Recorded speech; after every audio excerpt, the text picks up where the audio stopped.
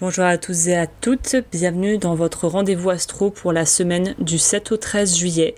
C'est une semaine qui est placée sous le signe de la sensibilité, de la communication et on va avoir besoin de faire des ajustements qui sont assez concrets parce que le soleil est en cancer et on arrive dans la saison des cancers.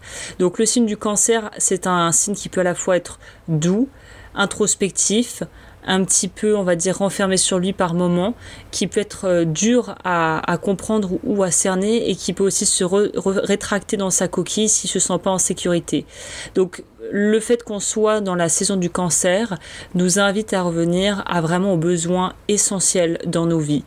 Mercure, la planète de la parole, elle entre en Lion et elle nous pousse à nous exprimer avec peut-être plus de cœur, plus de clarté et peut-être parfois même un brin de théâtralité. Donc, faut faire attention peut-être à pas trop en faire parce que la période va sûrement exacerber un peu nos émotions et nos ressentis. Vénus, elle est toujours en Gémeaux, ce qui apporte de la légèreté dans nos relations, un peu d'humour et une envie de pouvoir partager sans se prendre la tête en fait. Mars, quant à elle, la planète Mars entre en Vierge et nous donne envie d'agir concrètement. Mais attention parce que Mars, dans le signe de la Vierge, ça pourrait nous pousser à être trop dans une forme de perfectionnisme, de vouloir trop être dans les détails et finalement de passer à côté de l'essentiel. On va voir à présent, maintenant que j'ai fait un petit peu une vision globale des choses, ce que cette semaine du 7 au 13 nous réserve au niveau astro pour ton signe. Et avant de commencer, je t'invite à aimer la vidéo, à liker, à commenter, à me rejoindre sur mes différentes plateformes si tu veux voir tout ce que je propose. Les liens seront en barre d'informations. Et bonjour les scorpions. Alors vous, on est parti pour cet horoscope de la semaine où on voit que y a des choses qui sont en train de se passer et qui sont assez puissantes. Le soleil et la planète Jupiter sont en cancer. C'est un signe d'eau qui vient soutenir votre propre signe qui est un signe d'eau également. Vous allez peut-être vous sentir plus inspiré, plus à fleur de peau, plus sensible, plus facilement ému ou plus facilement, on va dire, impressionnable parce qu'il y a une forme de reconnexion à votre sensibilité, à votre intuition et à vos rêves. C'est un excellent moment pour créer, pour vous évader, pour revisiter vos racines, vraiment pour aller au fond des choses et pour libérer aussi cette créativité qui sommeille en vous. Mercure en Lion, en revanche, peut vous confronter à des tensions dans le monde professionnel ou social.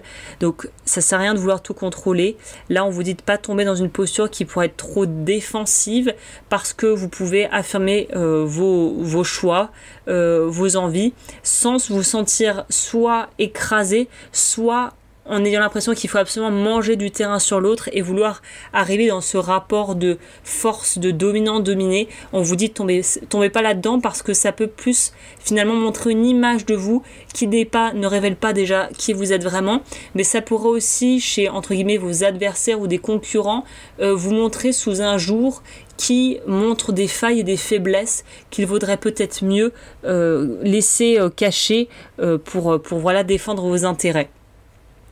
Mars, dans le signe de la Vierge, active votre sphère, on va dire communauté. On active l'option chez vous communauté.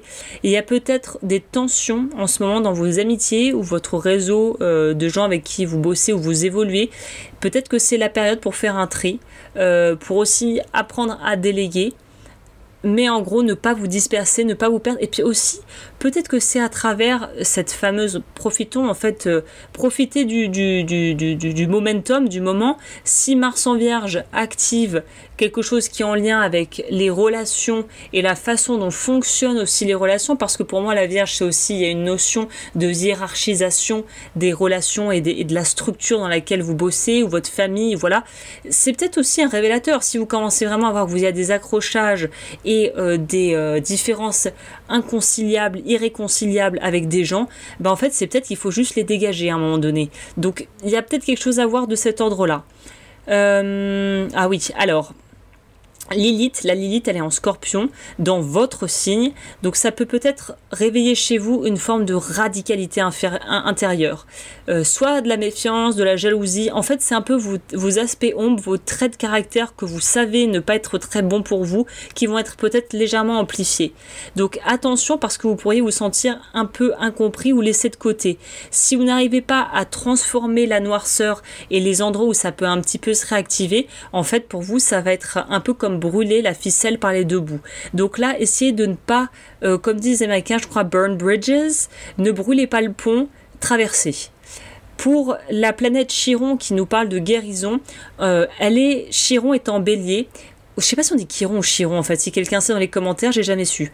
On vous rappelle aussi de prendre soin de votre santé. Peut-être qu'à vouloir pousser votre corps, vous pousser dans vos limites, à la fin vous allez finir à plat. Donc vous allez avoir tendance à vouloir tout porter, c'est pas forcément ce qu'on vous demande, c'est peut-être le moment de déléguer, hein. Et ce que j'ai voulu rajouter pour vous, les 6 premiers signes du zodiaque vont pas être contents, mais pour les 6 derniers, en fait, je me suis dit, en fait, ma nièce, pourquoi t'as pas pris le tarot? On va concilier astro et tarot. J'ai pris une carte pour vous, et la carte de la semaine, c'est une très jolie carte, c'est le 2 de coupe.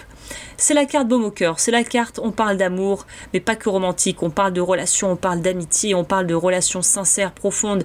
Donc c'est soit un échange très sincère que vous pourriez avoir avec quelqu'un qui vous tient à cœur, proche de vous.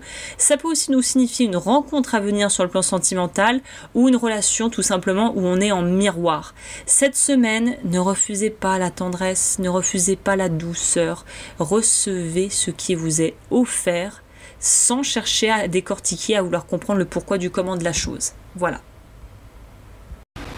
Merci à toutes celles et ceux qui sont restés jusqu'au bout. N'hésitez pas à mettre un j'aime, à commenter, à vous abonner pour me permettre de gagner en visibilité sur YouTube et en gros de pouvoir promouvoir et de soutenir mon travail. Sur ce, si vous aimez ce que je fais et que vous voulez aller plus loin, sachez qu'il y a mon site web agneslowens.com où vous pouvez retrouver l'intégralité des formations justement en énergétique et en cartomancie que je propose, ainsi que mes bijoux, car je suis aussi bijoutière joaillère. Sur ce, je vous dis à très bientôt, prenez soin de vous et on se dit à la semaine prochaine.